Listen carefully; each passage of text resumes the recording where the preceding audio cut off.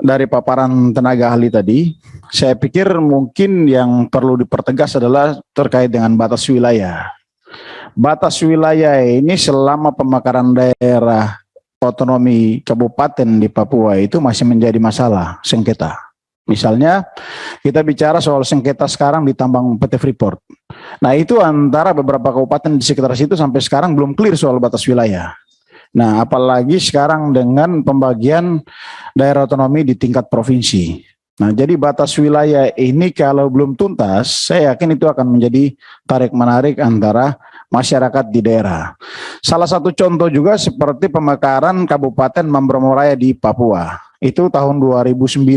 Sampai sekarang batas wilayah Kabupaten Mambromoraya dengan Kabupaten Tolikara pun juga belum tuntas diselesaikan oleh pemerintah. Nah, jadi ini saling tarik-menarik dan menjadi konflik antara pemerintah di daerah. Bahkan masyarakat di batasan wilayah tersebut juga bingung pada saat pemilihan mereka masuk ke wilayah Tolikara atau masuk ke wilayah Mambromoraya. Jadi ya terpaksa ikut dua-dua kalau pilkada. Itu. Jadi ini unik juga. Jadi saya pikir ini yang nanti harus perlu dipertegas kembali.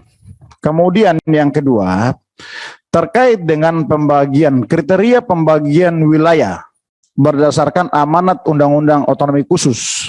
Nah itu harus dilihat kembali. Kemarin saya sudah tegaskan bahwa tidak bisa kita membagi wilayah berdasarkan kemauan daerah, berdasarkan aspirasi. Karena syarat dan ketentuan dalam Undang-Undang Nomor 2 Tahun 2021 itu kita sudah masukkan tegas di situ.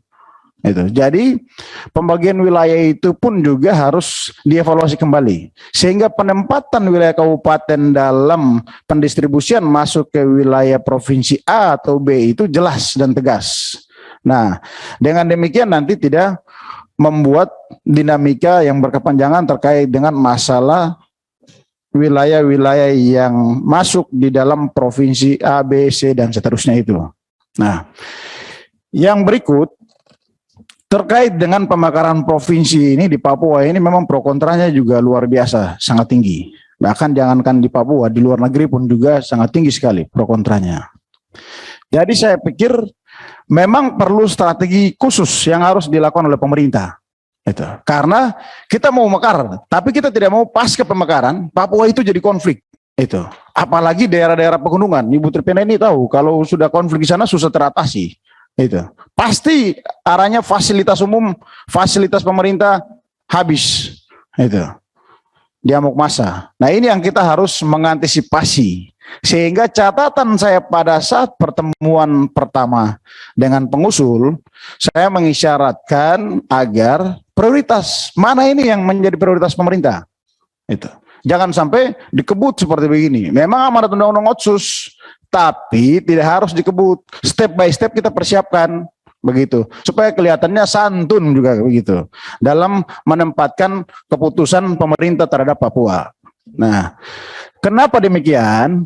Karena dinamika sekarang pasca isu RUU ini dibahas DPR ini, Papua sangat tinggi intensitasnya. Respon dari masyarakat grassroots akar rumput maupun kelompok-kelompok pro kontra dengan NKRI sudah mulai melakukan ancaman di sini sana. Nah, memang kita tidak akan mengenai dampak yang signifikan, tapi daerah pasti akan dampaknya akan luar biasa. Nah, inilah yang memang kita harus perlu kehati-hatian. Nah, jadi saya mengisyaratkan bahwa pemekaran ini step by step kita lakukan dengan memprioritaskan daerah-daerah tertentu yang bisa kita muluskan duluan. Itu. Kalau kita dorong satu kali dengan isu misalnya 3 atau 4 atau 5, orang di Papua bahkan yang ada di luar negeri kelompok-kelompok itu bisa menanyakan, ada apa ini pemerintah mendorong langsung sekian provinsi mekar? Walaupun memang syarat amanat Undang-Undang Otsus itu dituangkan dan disyaratkan untuk harus kita melakukan pemekaran. Nah, inilah yang menjadi catatan-catatan dari kami. Kemudian pertanyaan saya kepada pengusul, ya, kalau berdasarkan amanat Undang-Undang Otsus, ya, berarti yang diusulkan tidak bisa 4.